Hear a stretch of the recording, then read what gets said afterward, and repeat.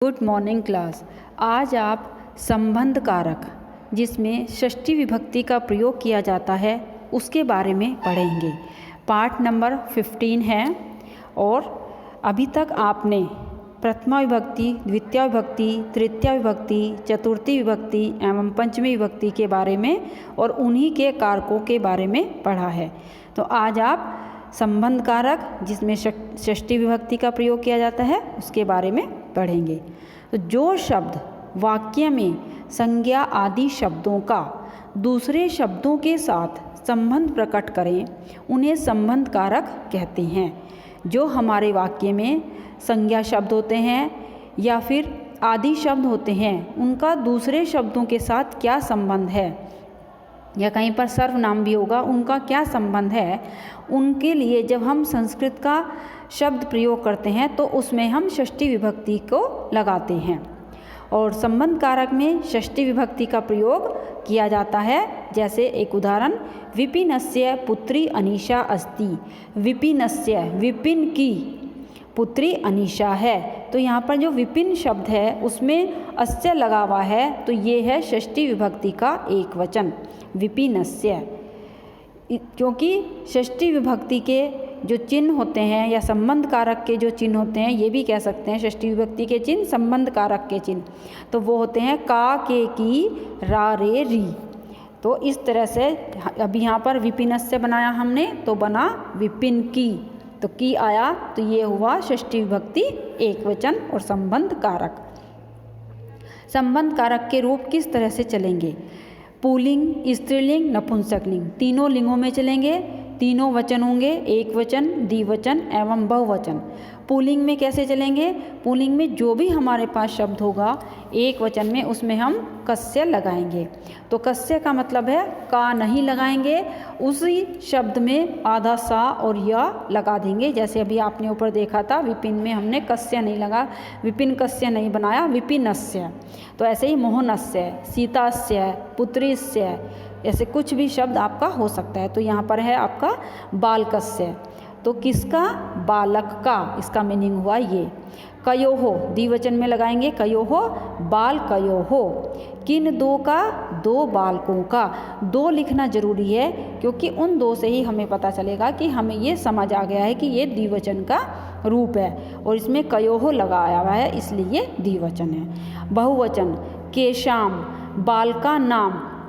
जब केशाम लगाएंगे तो उसका पूरा के, शा और माँ नहीं लगाएंगे, बस आम लगा देंगे। उस शब्द पर जो ये है बालक उस पर आ की मात्रा लगाई और नाम लगा दिया तो बन गया बाल का नाम। तो किनका? बालकों का। इसमें हमें 2, 3, 4 लगाने की इसलिए ज़रूरत नहीं है क्योंकि संस्कृत में एक के लिए एक वचन और दो के लिए द्विवचन का प्रयोग किया जाता है और दो से जितने भी ज़्यादा होते हैं उन सब के लिए बहुवचन का प्रयोग होता है। तो इसलिए किनका? बालकों का। ऐसे ही स्त्रीलिंग, स्त्रीलिंग में हम शब्द के साथ जैसे बालिका शब्द है उसके साथ क्या लगाएंगे? कस्याहा, तो बन गया बालिकायहा। इसको ऐसे बनाएंगे, इसमें बालिकस्या नहीं बनाएंगे, तो बालिकायहा। किसका? बालिका का। कयोहो बालिकयोहो, किन दो का? दो बालिकाओं का। कासा नाम, स्त्रीलिंग में लगाएंगे हम कासा नाम, तो बालिका नाम। किनका? बालिकाओं का। जितनी भी बालिकाएं हैं 2 से ज़्यादा उन सब का। नपुंसकलिंग, नपुंसकलिंग में भी हम पुल्लिंग की तरह ही सेम लगाएंगे। फल, नपुंसकलिंग शब्द है तो उसमें लगाया हमने फलस्य। किसका? फल का। फिर द्विवचन आया फलयोहो, किन दो का? दो फलों का। केशाम फला नाम, किनका? फलों का। तो ये हुए आपके पुल्लिंग, स्त्रीलिंग एवं नपुंसकलिंग में संबंध कारक षष्ठी विभक्ति के रूप। अब हमें इसमें इन्होंने एक छोटा सा चैप्टर दे रखा है उसके बारे में पढ़ेंगे और उसमें जितने भी ये शब्द हैं ज़्यादातर जो है इन्होंने हाईलाइट जो किए हुए हैं वो षष्ठी विभक्ति के ही शब्द हैं। अस्माकं देशः भारतम अस्ति। अस्माकं मीन्स हमारा, हमारा देश भारत है। भारतस्य, देखो अब आ गया भारतस्य, तो इसमें भी जो है षष्ठी विभक्ति संबंध कारक एक वचन। तो भारत की प्रमुख है पर्वत है हिमालय है अस्ति। भारत का प्रमुख पर्वत या प्रमुख हिमालय पहाड़ हिमालय है। भारत का प्रमुख पर्वत हिमालय है, इसकी हिंदी हुई ये। हिमालय है पर्वता नाम राजा अस्ति। अब देखो पर्वता नाम क्या आया, बहुवचन, तो हिमालय पर्वतों का राजा है। भारतस्य प्रमुखे सरिते गंगा यमुना च स्तः। भारत की प्रमुख नदियाँ, यहाँ पे की आ गया, वहाँ पर वो आया था हिमालय पर्वतों का बहुवचन, यहाँ पर फिर एक वचन आ गया। भारत की प्रमुख नदियाँ गंगा और यमुना हैं। गंगा यमुना च, आपको पता ही है पहले से ही कि संस्कृत में और की संस्कृत चा होती है, और वो जितने भी हमारे पास शब्द हैं, 2 हैं 3 हैं, उन सब के बाद लगता है, तो गंगा यमुना च। तो भारत की प्रमुख नदियाँ गंगा और यमुना हैं। गंगा यमुनयोः जलम पवित्रम मन्यते। गंगा यमुना का जल पवित्र माना जाता है।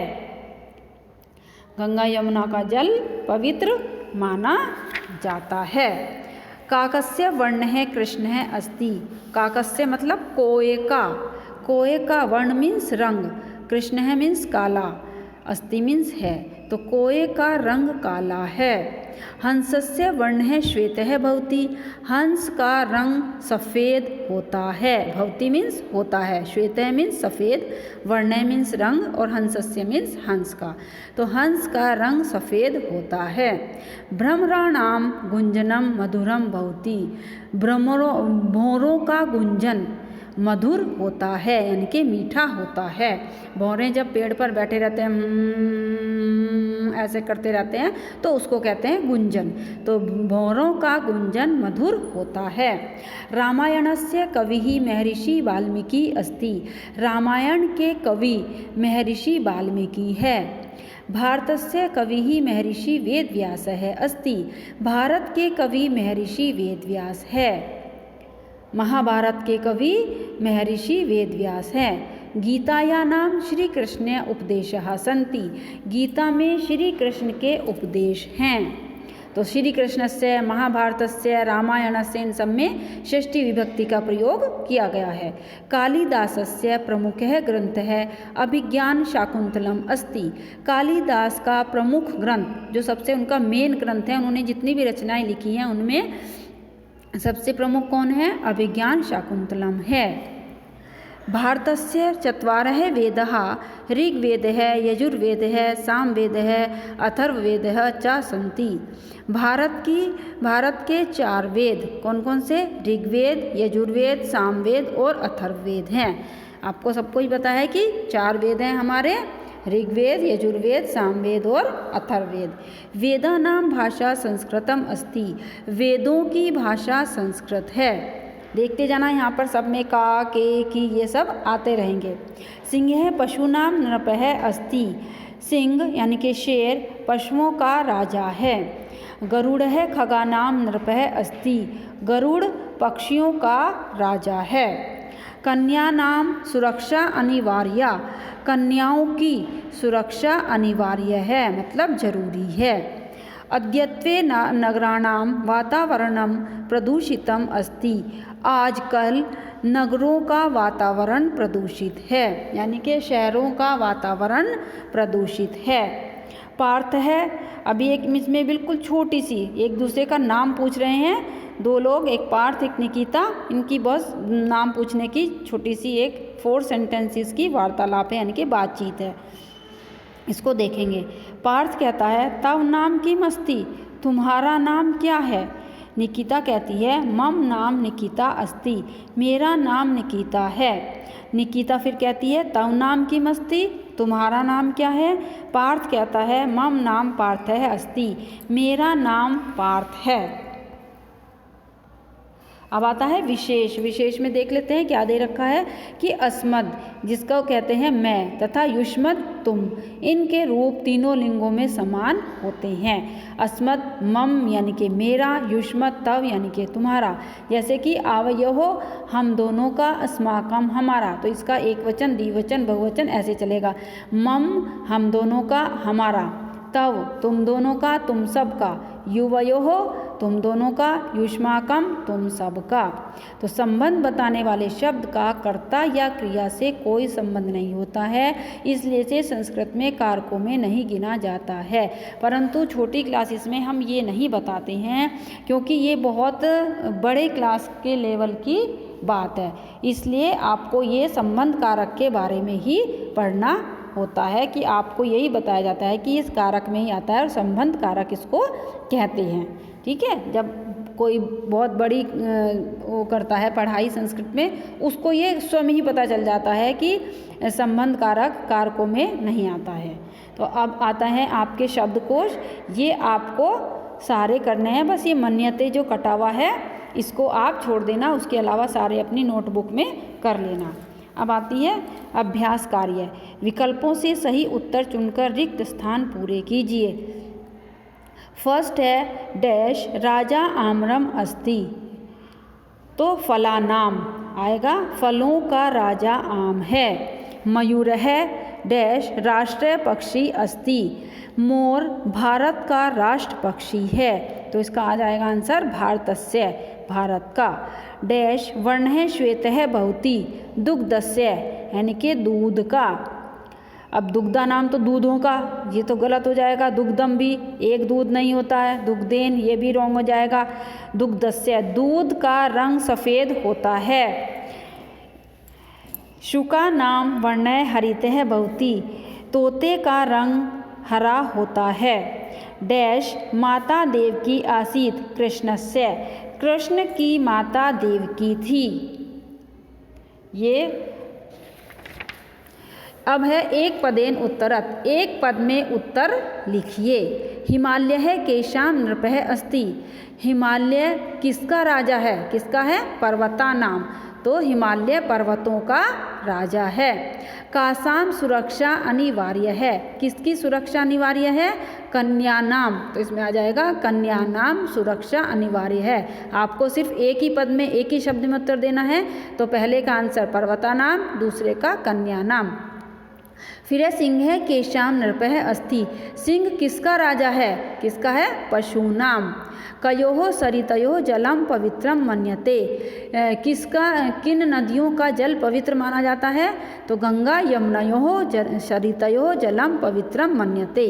कस्य कविः महर्षि वाल्मीकि अस्ति, किसके कवि महर्षि वाल्मीकि है, रामायणस्य, तो इसका आंसर हो जाएगा रामायणस्य। क्वेश्चन नंबर 3 और 4 कट है।